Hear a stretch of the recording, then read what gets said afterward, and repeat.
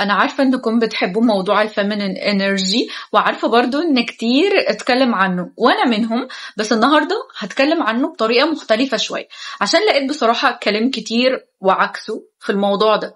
ناس تقولك البنت لازم تكون معطاءة بزيادة، وناس تقولك البنت لازم تاخد اكتر ما بتدي، وناس تقولك لا البنت ما بتديش اصلا، لازم تستقبل وبس، وكلام كتير كده.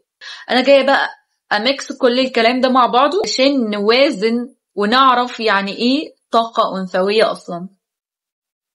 مشروبك وتعالي اسمعي. انا قسمت الموضوع ده لكام نقطة كده عشان اقدر افهمكم اكتر، لان بنات كتيرة جدا مع كتر الاراء بدأت تحس انها مش فاهمة اي حاجة في اي حاجة. فخلينا نبدأ باول نقطة، الا وهي الفطرة. محدش اتكلم عن النقطة دي خالص ولا جاب سيرتها، رغم انها من اهم النقط في الموضوع ده. كلنا عارفين ان معنى كلمة فطرة يعني حاجة الانسان اتولد بيها، وهي اللي بتميزه عن غيره. الفطرة ما بين البنت والولد، ايه اللي بيفرق ما بينهم؟ ان دي اتخلقت بفطرة انثوية، وده اتخلق بفطرة ذكورية.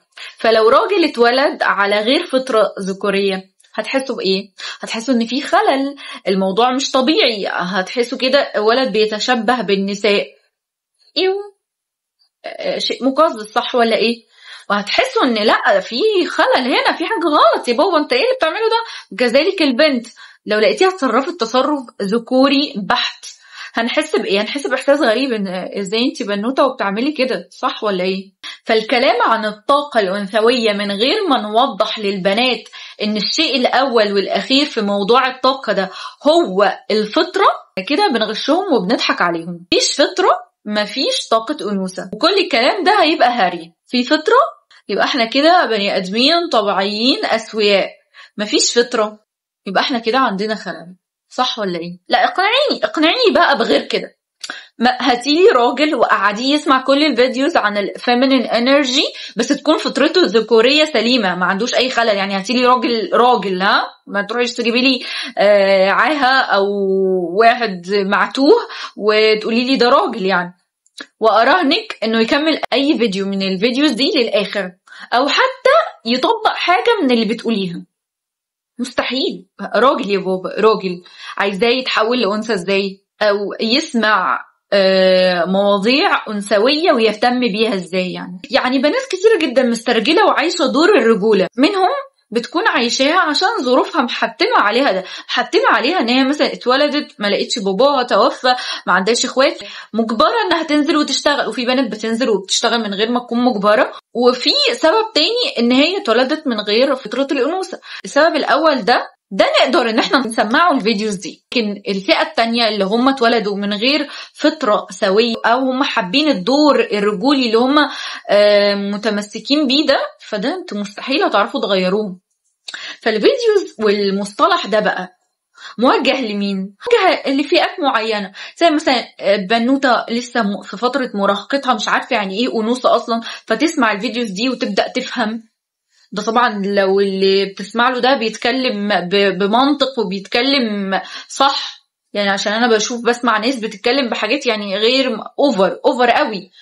وموجهة برضو للي بتشتغل ونسيت انها في الاول وفي الاخر انثى، زي ما قلت بسبب طبيعة شغلها وبسبب تعاملها مع الرجالة وهكذا. او وبرضو نسيت انها ست في الاول وفي الاخر بسبب الضغط اللي عليها من اولادها وجوزها وكل الكلام ده. فده كده بالنسبة لاول نقطة، وهي نقطة الفطرة. واحنا مش موجود عندنا الفطرة دي. اتكلمنا على نقطة الفطرة، تعالوا بقى نتكلم على تاني نقطة، والنقطة دي حواليها جدل كبير جدا في الموضوع ده، ألا وهو أول صفة الدلع. جماعة عشان نفهم بس، عشان الموضوع ده قلب ترجيع خالص. الدلع يا حبيبتي مش معناه انك تمشي تتدلعي وتتميسي على خلق الله كلهم. لازم تبقي عارفة هتتدلعي امتى وفين ومع مين، ومش شرط يكون لراجل، ممكن الدلع ده يكون لذاتك، ليكي انت، عادي جدا.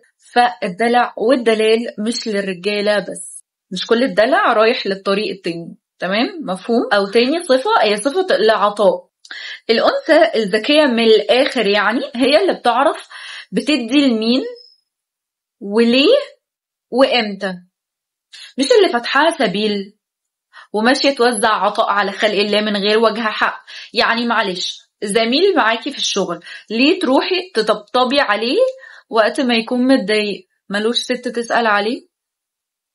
انت كده بتقللي من قيمة نفسك اول حاجة يعني، ودي مش طاقة انوثة خالص. مش ده العطاء اللي مقصود بيه انه يكون عندك عشان تبقي بنوتة رقيقة او ست او انثى ايا كان.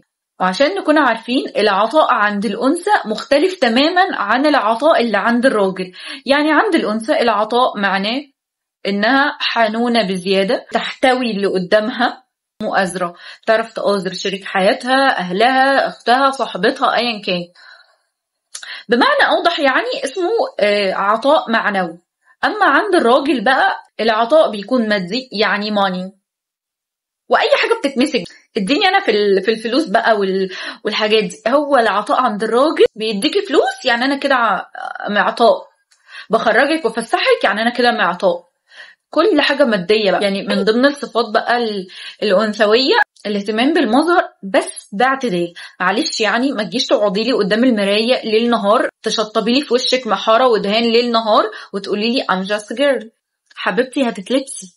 احنا ما بنعملش كده، ما بنعملش كده خالص. شوفي لك حاجه تانية برضو بجانب الاهتمام بالمظهر.